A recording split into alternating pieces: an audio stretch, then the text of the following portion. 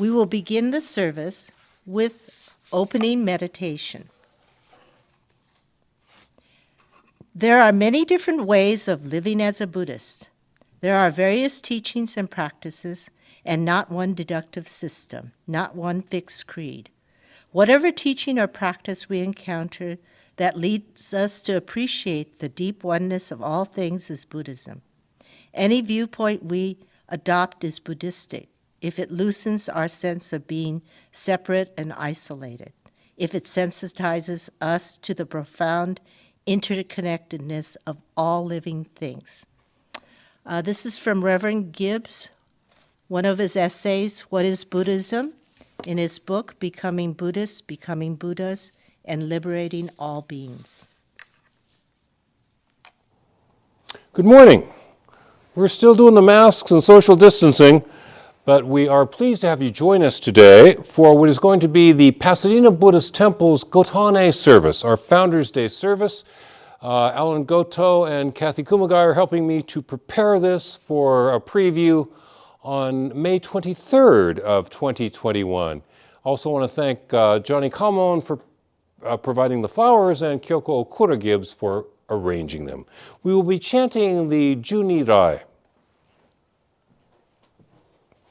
Namo Amida Butsu, Namanda Butsu, Namanda Butsu, Namida Butsu, Namanda Butsu, Namo Amida Butsu, Namanda Butsu, Namanda Butsu, Namida Butsu, Namanda Butsu, Namo Amida Butsu, Namanda Butsu.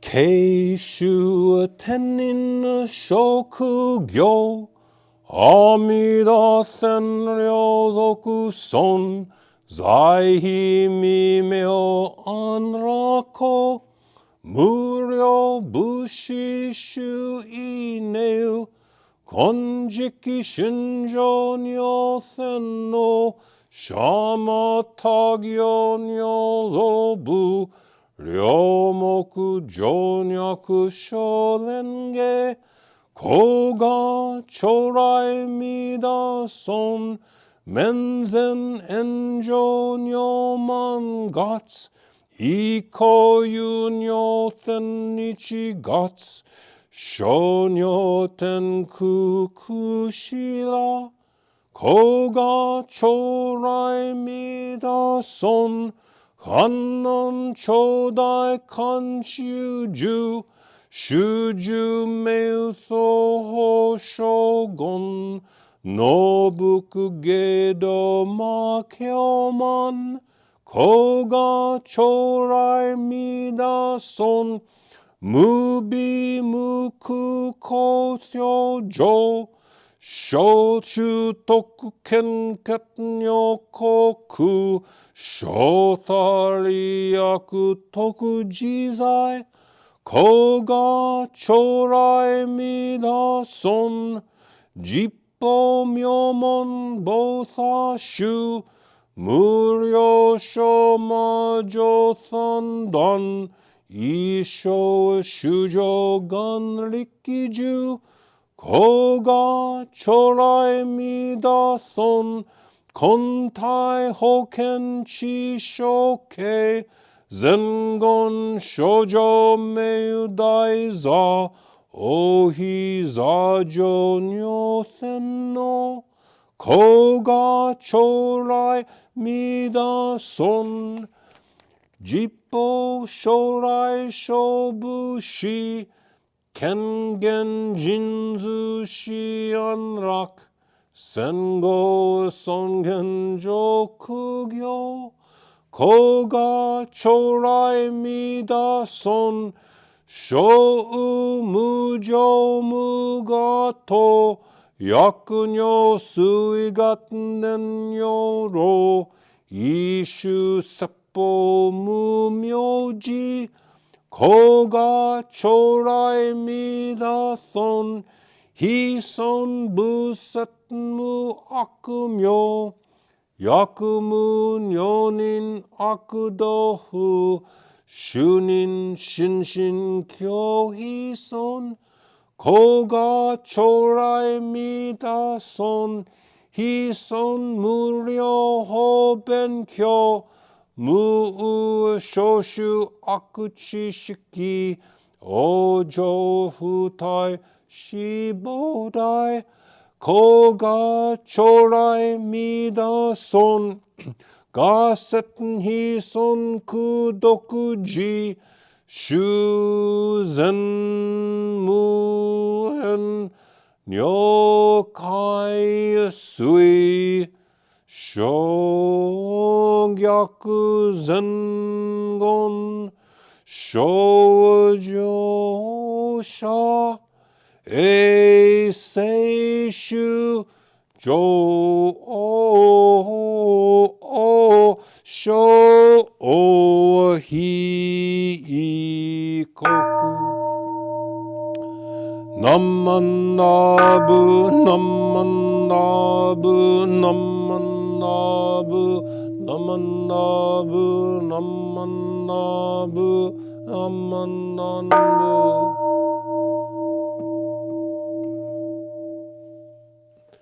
Gani shikudoku, byodo sei isai, don modai shin ojo on la koku.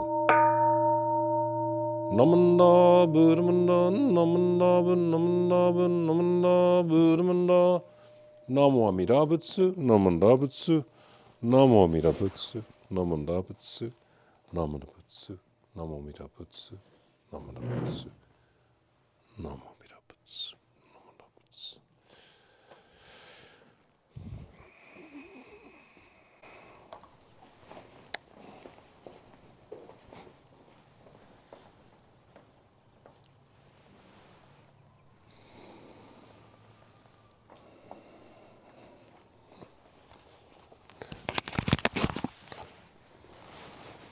We rely upon the source of limitless wisdom, light, and endless life. Namo Amida Butsu, Namo Amida Butsu, Namo Amida Butsu, Namo Amida Butsu.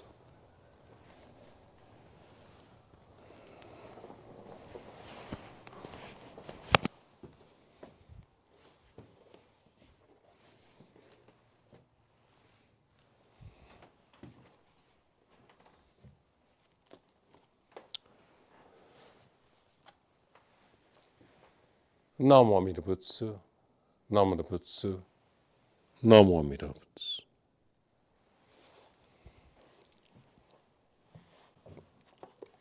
Well, again, good morning, and thank you for joining us for this Gotane service for the year 2021. Gotane, again, means Founders' Day, and our denominational founder, Shinran Shonin, was born on May 21st of 1173. So we're getting 2 days off the exact date. He was born on the 21st. We hope to preview this on the 23rd of May. Please allow me to discuss a bit some of the details of Shinran Shonin's life. He lived from 1173 of the Common Era to 1263, 90 years, lots of things we could talk about, but let me share some details from the life of Shinran. One thing he never did, of course, was to found a temple or ordain a priest. However, he was a scholar and he was a teacher of people, including people living ordinary, non-renunciant ways, normal householders' ways of life, non-monastic. And it is from his teaching lineage, Shinran Shonin's teaching lineage, that our school of Buddhism derives. And in this time that we have today, please allow me to review Shinran's biography, briefly, of course, and partially, but with a focus on two events in his 90 years, one at the age 9 and the other at the age 29. And it was in 1182, at the age of 9, that Shinran Shonin's mother passed away. He and his father and his brother went to Mount Hiei and became monks. They went up there to become monks. The story that we hear is they were met by the abbot of the monastic complex Jian, which is just possible given that Shinran was of a minor lineage, but of a aristocratic lineage. He was of the Fujiwara clan. So being a Fujiwara, the abbot did come to greet them, and then an assistant took them to their quarters, each having their own cell. And when he was sitting in his cell alone, Shinran wrote a poem. We don't still have the poem, but we have many reproduction of the meaning. And so I'll tell you in rather prosaic terms what this poem that Shinran wrote. He wrote this poem because he asked the abbot, Jian, when will we be ordained as monks? And Jian said, tomorrow. And so Shinran went back to his room and wrote a little poem that said, those who await for fulfillment tomorrow forget that there could be a deadly tempest during the night. He sent this letter to the abbot, and Jian was so impressed by the insight into impermanence by this 9-year-old boy that he prepared the Shorenin complex at that time up on Mount Hiei for the ordination of Shinran, his father, and his brother. Our denominational founder, Shinran Shonin, then went on to spend 20 years at this monastic complex on Mount Hiei. He studied Buddhist philosophy. He studied meditation, studied and practiced meditation. He learned ritual practice. He studied calligraphy, painting, and sculpture. He learned much on this complex. And such studies are valuable. And Shinran could see the value in these studies that he was doing. They're valuable, but not accessible to many. Philosophy is crucial to some degree in understanding life. Understanding the Nembutsu as the promise of complete awakening through the auspices of the Buddha Amida. This philosophy was important. The meditation, shamatha and vipassana, led to composure and enabled deep seeing. Ritual practice created a temporary special environment, an atmosphere, a spiritual atmosphere. Ritual practice helped Shinran learn how to show and feel reverence, cultivate reverence for the sacred. The realm of the sacred comes to be an ever-expanding window for Buddhists. Everything should be sacred, but we have to start somewhere. So, with ritual practice training him to perceive the practice, pertaining him to see the sacred in life, Shinran was ennobled by these teachings, but troubled by the fact that they were so elevated and prohibitively difficult. They require some significant degree of education.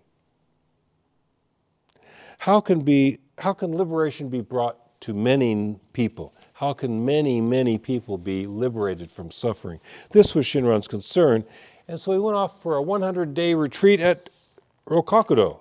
I told you I'd particularly emphasize his 9th year and his 29th, and this is his 29th year.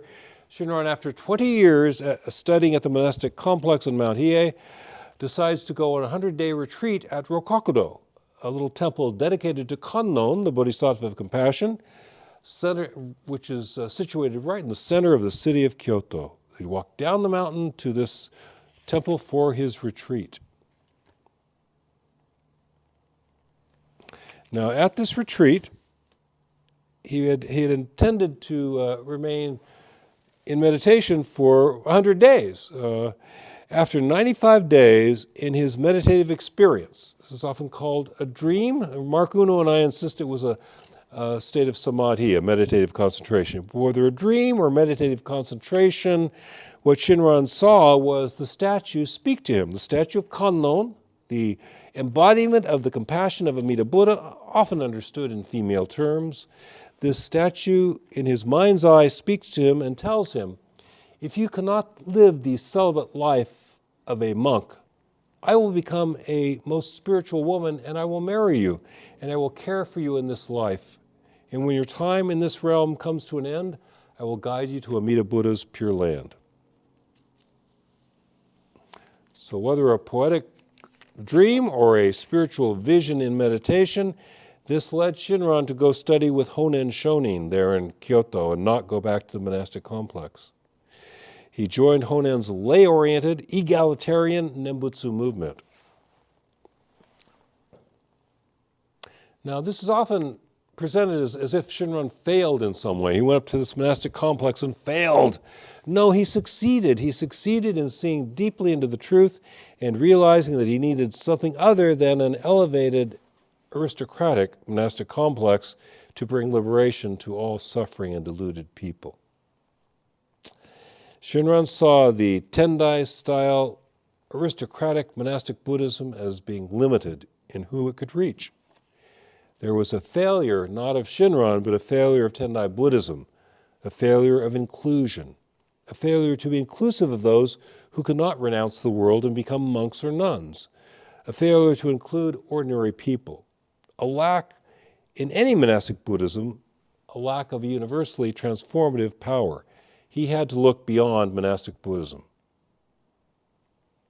So again, our denominational founder, Shinran Shonin, left monastic Buddhism and at the age of 29 began studying with Honen Shonin, who was teaching ordinary people in the capital, in Kyoto, telling them just say the Buddha's name, Namo Amida Butsu, realize that that is the Buddha calling to you, Namo Amida Butsu. It's all going to be well, good and well, all will be well. This was Honen's simple teaching. Shinran believed this teaching, this lay-oriented, egalitarian, we might say blue-collar Buddhism. This is what he wanted to share with others. And so he studied with Honen and taught people. We think this is where he met Ashini, actually, so that large numbers of people could be included in the process of awakening. This went on for 6 years, but then Honen Shonin was criticized by some of the Tendai and Shingon Buddhists, and Honen was sent into exile, and so was Shinran, one of his major students. 2 of the monks were executed. Shinran and 6 other students of Honen and Honen sent into exile. Shinran was sent up to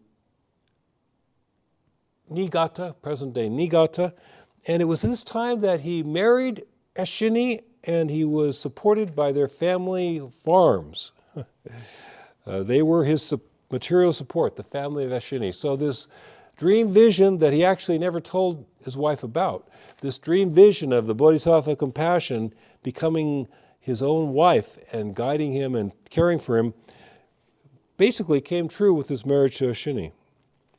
Now he stayed there for 5 or 6 years, and they had several children, and then he was pardoned, you know. Currently we have the group, the Proud Boys, are mad because they're not being pardoned. They don't understand what Shinran perfectly understood. There's only one reason you're pardoned: political pressure. It's not because you were right and they were wrong.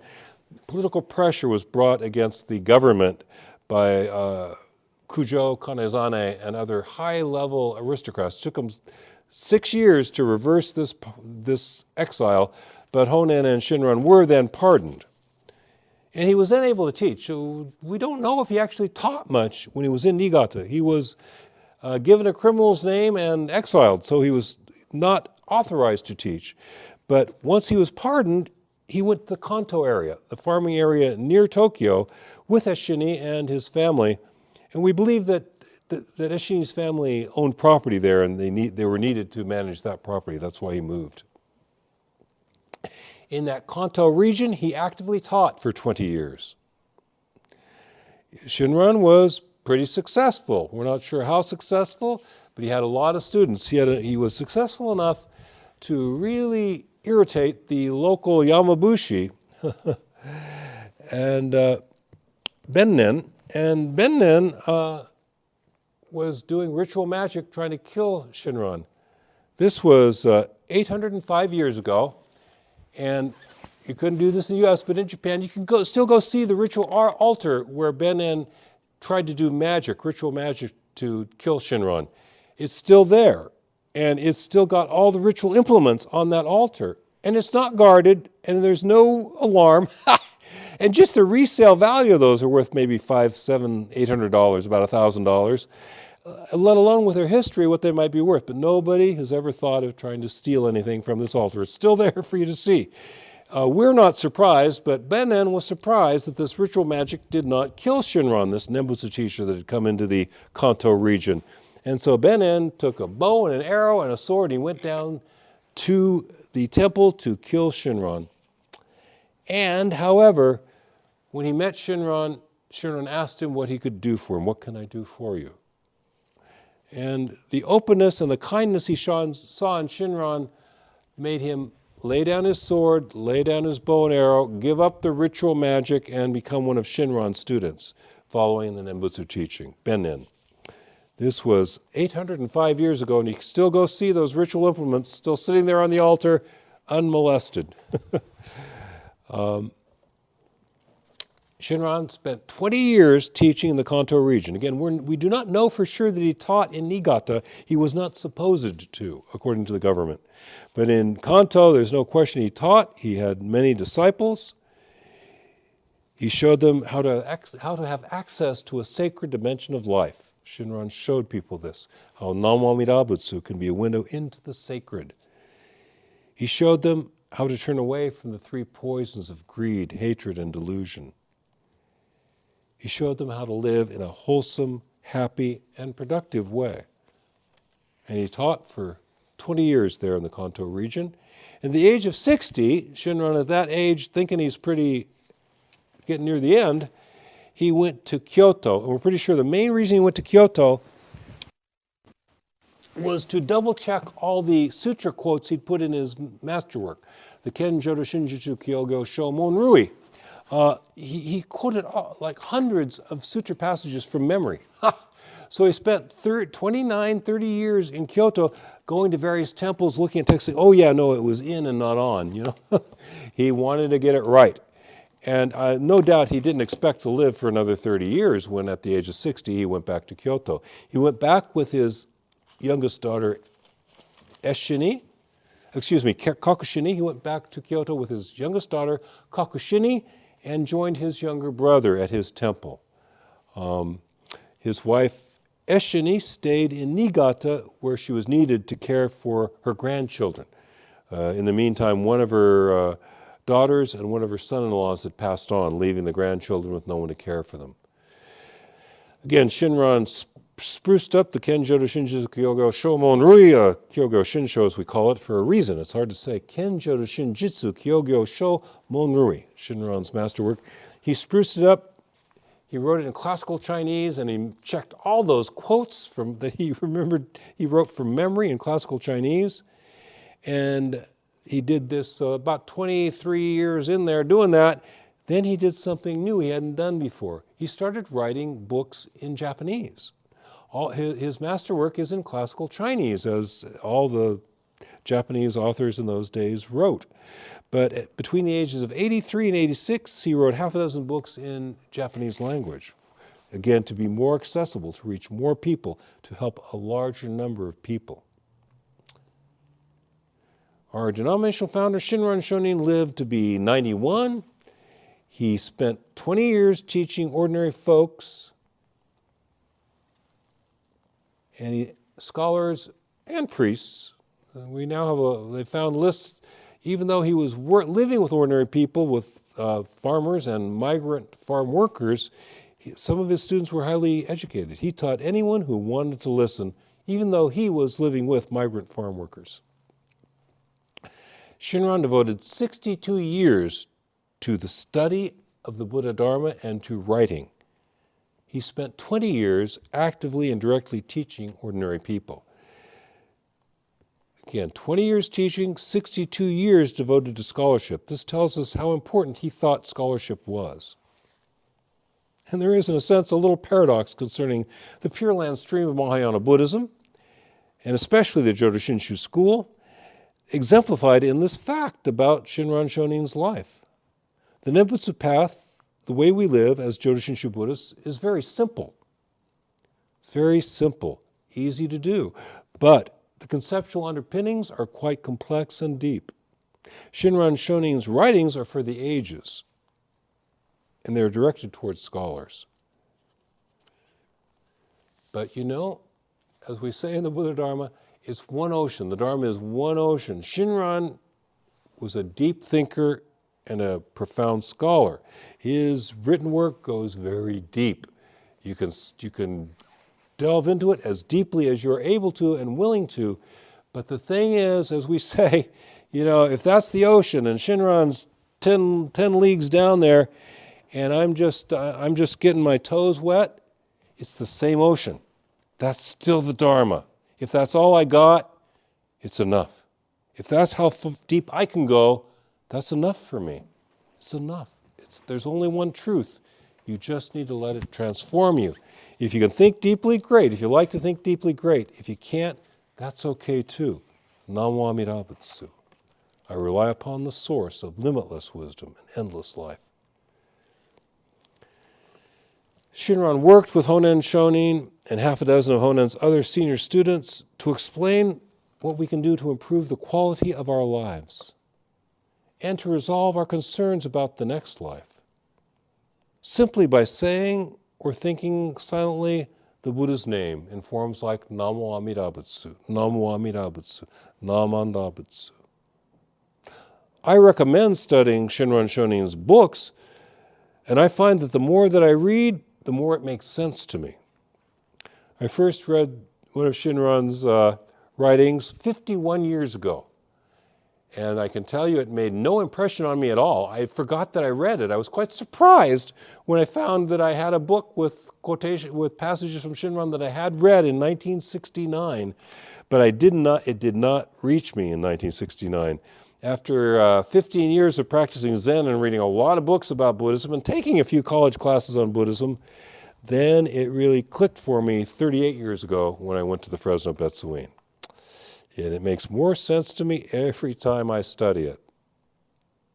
The more I'm able to apply Shinran's perspective to my daily lives, the better my life is. The greater the positive appreciation of my life becomes. I recommend studying Jodo Shinshu Buddhism at the deepest level you can, but the crucial thing is to open your heart and minds to the Nembutsu teaching.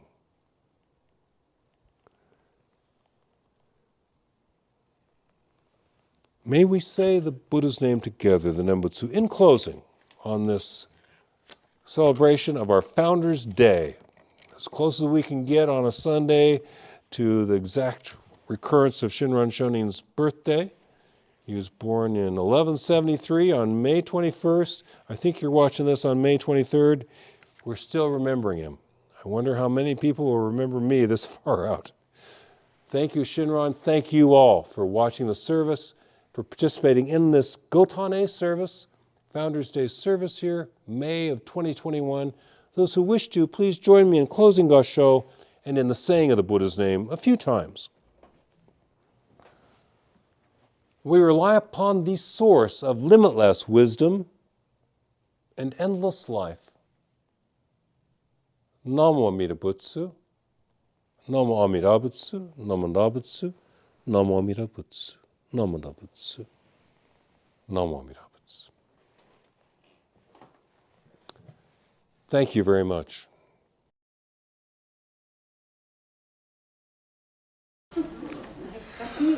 First, I'd like to thank the temple and all of you for giving us the opportunity today at your service to present the Amy Utsunomiya Memorial Youth Community Service Award. I've been asked to give a little background about the award, which is given out annually. The award is in memory of my late wife, Amy.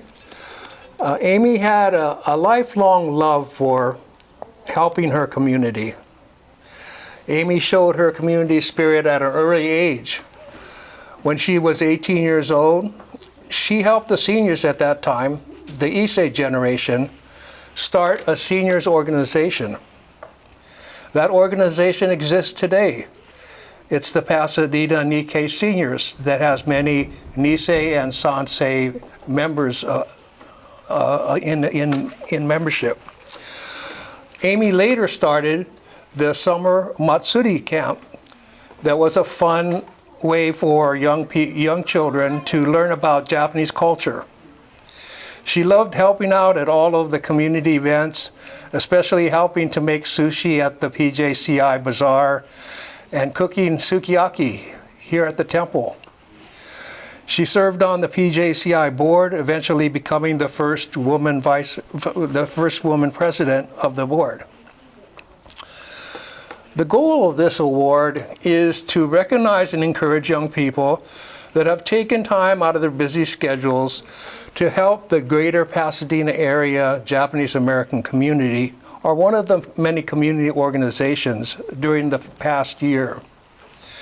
We hope that the recipients will continue their community service and eventually become board members or leading volunteers to one of the many organizations or activities in the community.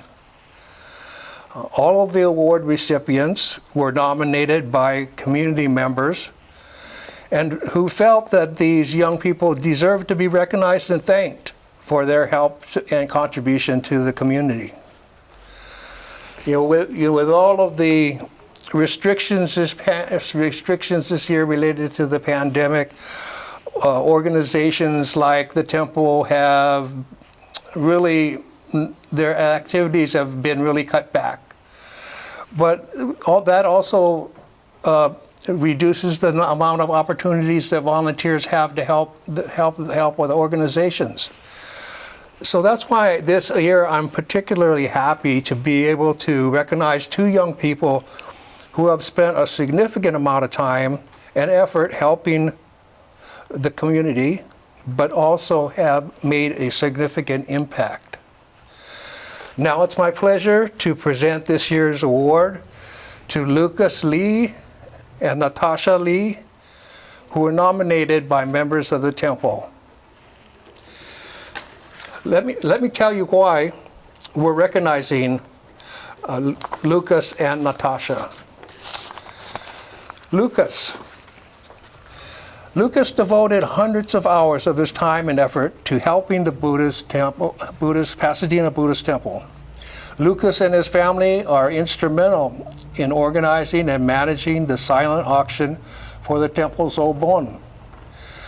Lucas precisely photographed, measured, wrote detailed descriptions, and organized and uploaded over 200 auction items. His many hours of work made the silent auction a major fundraising success. He and his family have been doing this for several years. Also, as an Eagle Scout Award, Lucas chose to help the temple by restoring 3 classrooms and a hallway at the temple. He coordinated the removal of decades worth of items stored under the hondo and cleaning and painting of the rooms and hallway. Not only did the project take about 150 hours, but Lucas also funded it from earnings from his obon booth. Lucas exhibits his community spirit in many ways, including volunteering at the temple services, events, also conducting a social media workshop for Japanese American seniors, and helping pack and deliver care packages to over 30 temple super seniors. Lucas was nominated by Janice Shu. Natasha Lee.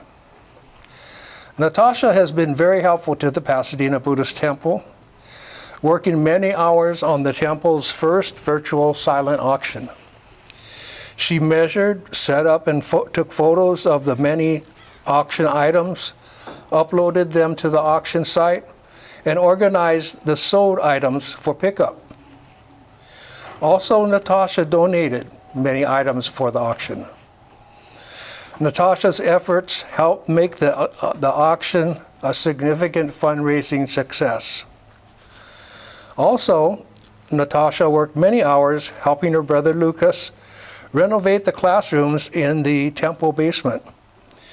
She removed items, prepared the walls for painting, and cleaned up after the painting.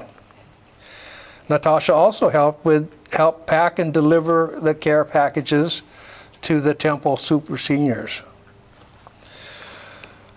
Natasha has shown a passion for not only helping her community, but also promoting awareness of the Japanese American experience, culture, and identity. She founded the Japanese Language and Culture Club at her high school and organized a Pasadena Nisei guest speaker to share his experience and to raise awareness of the camp experience and discrimination issues. This type of activism is what we would like to recognize in Amy's memory. And also, it's so relevant to today's current racial issues. A temple member told me, quote, "Sasha never waits to hear what needs to be done. She is quick to see what tasks are needed and moves forward on it." Natasha herself told me that she likes helping at the temple, and especially socializing with the senior members. Natasha was nominated by Jeannie Toshima. So, Natasha, Lucas, I would like to give you the award now.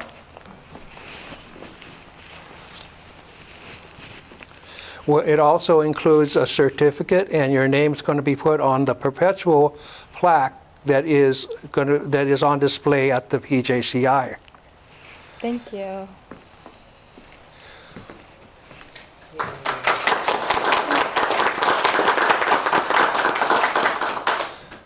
So Lucas and Natasha, on behalf of our entire community and Amy's family, I want to express our sincere appreciation and heartfelt arigato. Thank you very much for helping us.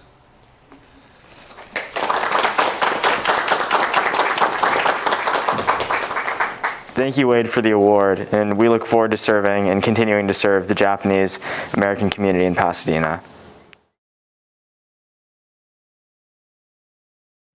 I'd like to close today's service with this short message. Overcome anger by peacefulness. Overcome evil by good. Overcome the mean by generosity, and the person who lies by truth. The Dhammapada. Namo Amida Butsu, Namo Amida Butsu, Namo Amida Butsu.